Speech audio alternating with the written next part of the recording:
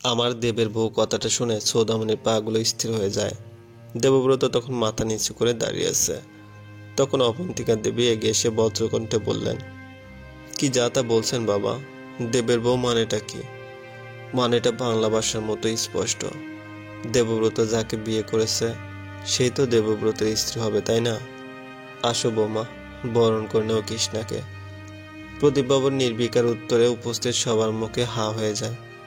অজান্তে টুপ করে চোখ থেকে জল গড়িয়ে যায় সৌদামিনীর। অবন্তিকা দেবী ঠায় দাঁড়িয়ে রয়েছেন, কি বলবেন বুঝে উঠতে পারছেন না। সৌদামিনীর সাথে দেবব্রতের বিয়ে ঠিক হয়ে আছে একথা প্রদীপবাবুর অজানা নয়। তবে এত বড় একটা সিদ্ধান্ত তিনি নিয়ে নিলেন, আর দেবব্রত তার প্রতিবাদ করল না। কি মুখ থাকবে তবে সৌদামিনীর কাছে তাদের? সৌদামিনী ওখানে দাঁড়িয়ে থাকতে পারল না, ছুটে ভিতরে চলে গেল। দেবব্রত সৌদামিনীর পিছু নিল। পিছে রয়ে গেলে ঘাড়ছড়া এবং কৃষ্ণা। ফ্যাল ফ্যাল নজরে কৃষ্ণাবতী তাকিয়ে রইল তার মাস্টার মশাইয়ের দিকে। বরণ না করলে ঘরের চৌকাঠ যে পেরোতে পারবে না কৃষ্ণা। প্রদীপবাবু এবার কড়া কণ্ঠে বলল, অবন্তিকা, বরণ করছো না কেন বউকে? বাড়ির বউ বাইরে দাঁড়িয়ে আছে। মাফ করবেন বাবা, কোনো কুলগোত্রহীন চালচুলহীন মেয়েকে আমি আমার ঘরে বউ হিসেবে মেনে নিতে পারছি না। আমার বাড়ির বউ সৌদামণি, আর ওই থাকবে। অবন্তিকা দেবীর দৃঢ় কণ্ঠের জবাবে প্রদীপবাবুর ভ্রু কুঞ্চিত হয়ে যায়। তার বৌমা এভাবে তার বিরোধিতা করবে এটা যেন তার বিশ্বাস হচ্ছে না। এবার তিনি হুকুমের স্বরে বললেন, এ বাড়িতে কি আমার কথার কোনোই দাম নেই? নাকি বুড়ো হয়েছি বলে আমার কথার গুরুত্ব দেওয়াটা জরুরি নয় নারায়ণ? যদি সেটাই হয় তবে আমি আর এক মুহূর্ত এই বাড়িতে থাকবো না। প্রদীপবাবুর রাগ সম্পর্কে বাড়িতে এমন কেউ নয় যে অবগত নয়, কিন্তু অবন্তিকা দেবীও তার কথায় অবিচল। সে কৃষ্ণাকে এ বাড়ির বউ হিসেবে একেবারেই মানতে নারাজ। বাবা এবং স্ত্রীর মাঝে দ্বিমতের যুদ্ধে নারায়ণবাবু বেশ চিন্তিত হয়ে পড়লেন। উপায়ন্তর না দেখে তিনি দেবব্রতের ছোট কাকিমা রীতা দেবীকে কৃষ্ণাকে বরণ করবার আদেশ দিলেন। নারায়ণবাবু মনে মনে কৃষ্ণাকে নিজের পুত্রবধূ না মানলেও বাবার উপর তার উচ্চবাচ্য করার অধিকার বা শিক্ষা কোনোটাই নেই। এভাবে সবার অমতের সত্ত্বেও ভট্টাচার্য মঞ্জিলে বড় পুত্রবধূ রূপে গৃহে প্রবেশ হলো কৃষ্ণাবতীর। কিন্তু গৃহপ্রবেশ হলেই কি বাড়ির বউ হওয়া যায়?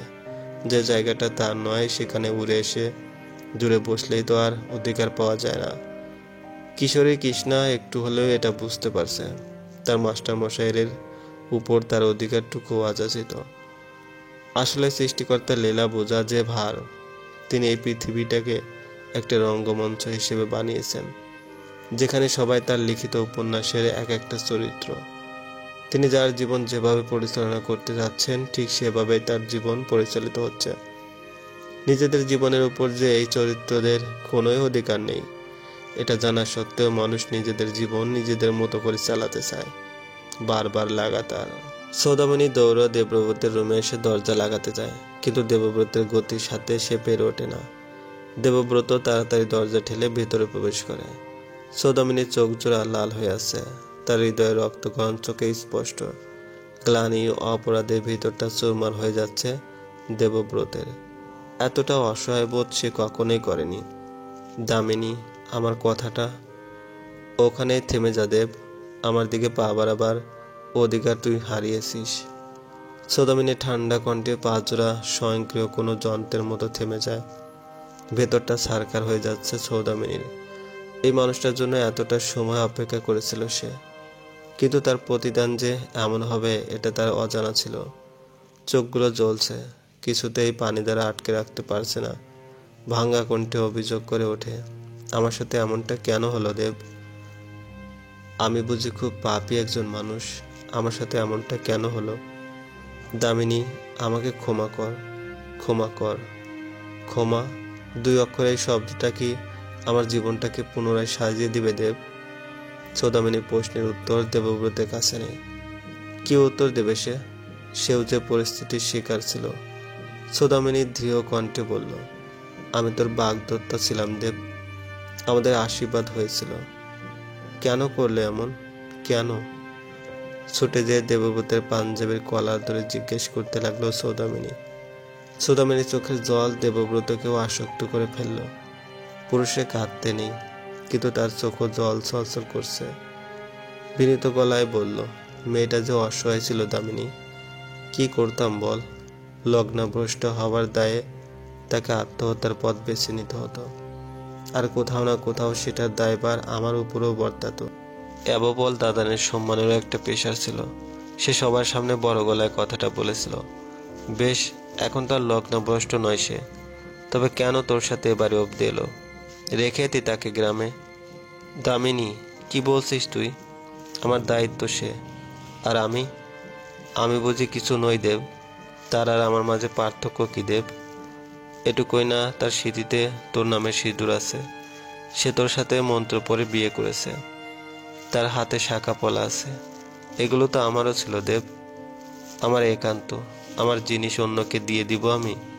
এসবের জোরেই তো তোকে আমার থেকে কেড়ে নিল।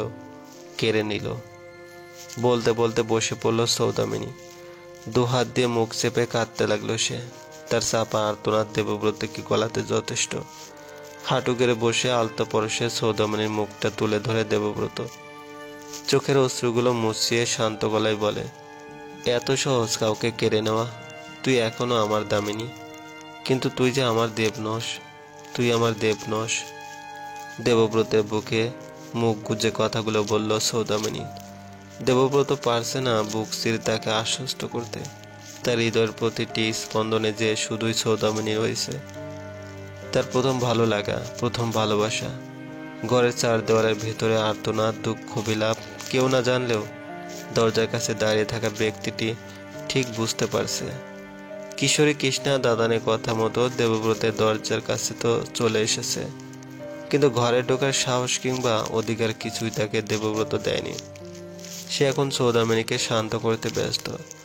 বর, স্ত্রী, ঘর সংসার সম্পর্কে জ্ঞান না থাকলেও মামি তাকে হাড়ে হাড়ে বুঝিয়ে দিয়েছেন সে একজন পোড়া কপালি। যাকে আঁকড়ে ধরতে চাইবে সেটাই তার থেকে দূর হয়ে যাবে। তাই হয়তো মাস্টারমশাইও তার একান্ত নয়, তার উপর তার অধিকারে পূর্বে অন্য নারী অধিকার আছে। বেশ কিছুক্ষণ দাঁড়িয়ে থেকে কোথায় যাবে বুঝে ওঠে না কৃষ্ণা। সেখানে হাঁটু গেড়ে গুটি সুটি মেরে বসে রয়। ঠান্ডা টাইলস এবং ফ্লোরে বসতে প্রথমে বেশ কষ্ট হলেও বেশি বেগ পেতে হয় না তার, কারণ মামির বাড়িতে ঠান্ডা মাড়িতে ঘুমাতে হতো তার। গতকাল থেকে এই অবধি কম ধকল যায়নি মেয়েটির উপর। হাঁটুতে মাথা ঠেকিয়ে কখন ঘুমিয়ে পড়ে তার ঠিক থাকে না কৃষ্ণার। বেশ কিছুক্ষণ পর সৌদামিনী উঠে দাঁড়ায়, দৃঢ় কণ্ঠে বলে, আমি সতীনের ঘর করব না দেব। হয় সে, নয় আমি। একজনকে বেছে নিতে হবে তোর। আমি কৃষ্ণাকে ছাড়তে পারবো না দামিনী, সে আমার দায়িত্ব। আমি যে মানুষটার দায়িত্ব কখনো এড়াই না। কথাটা তোর অজানা নয়, বিয়েটা কোনো ছেলে খেলা নয়, হোক পরিস্থিতির দায়ে। তুই আমাকে ছাড়তে পারবি? আমাকে দেওয়া কথা ভাঙতে পারবি? সৌদামিনীর প্রশ্নের উত্তরগুলো গলায় আটকে যাচ্ছে দেবব্রতের। চোখ বুজে দীর্ঘশ্বাস ফেলে সে এরপর শান্ত গলায় বলে, ক্ষমা চাওয়ার মুখ হয়তো নেই আমার, তবে পারলে ক্ষমা করে সামনে এগিয়ে যাস। আমাদের রাস্তা এখন রেলগাড়ির লাইনের মতো হয়ে গেছে। একসাথে চলতে পারলেও এক হওয়াটা সম্ভব নয়। কষ্ট হচ্ছে, হবে, কিন্তু তোকে ছাড়া বাঁচবো না এমনটা তো নয়। তবে দায়িত্ব আমি এড়াতে পারবো না, এমন তো কথা নেই। দায়িত্বকে ভালোবাসা লাগবে। দেবব্রতের শান্ত কথাগুলো সৌদামিনীকে আরো দুমড়ে মুচড়ে একাকার করে ফেলছে। আসলে তার দেব আর তার নয়, এখন সে কৃষ্ণার বর। আর বিয়ে নামক এই সম্পর্কের পবিত্রতার কাছে ভালোবাসা মাঝে মাঝে হেরে যায়। সৌদামিনী এক মুহূর্ত আর সেখানে দাঁড়ায় না। নিথর পাগুলো মনের বিরুদ্ধে চালিয়ে রুম থেকে বেরিয়ে যাবার সিদ্ধান্ত নেয়। দরজা খুলতে দেখে দরজার বাইরে দেবব্রতের নববধূ ফ্লোরে গুটিসুটি মেরে বসে রয়েছে। পুতুলের মতো একটি মেয়ে, দুর্গা প্রতিমার মতো মুখের ধরন, চোখে মুখের তেজি আলাদা, কিন্তু নিতান্ত স্নিগ্ধ একটা কিশোরী নিচে বসে রয়েছে। দরজা খুলতেই কৃষ্ণার ঘুম ভেঙে যায়। কৃষ্ণ অবাক চোখের চাহনি আরো রাগ ধরিয়ে দেয় সৌদামিনীর মনে। হিংসা, বিদ্বেষ, দুঃখ, প্রতারণায় সে যেন অন্ধ হয়ে গেছে। মেয়েটির করুণ মুখও তার মনে দয়া জাগাতে পারল না। তীব্র গতিতে টেনে তুলে ফ্লোর থেকে তাকে, তারপর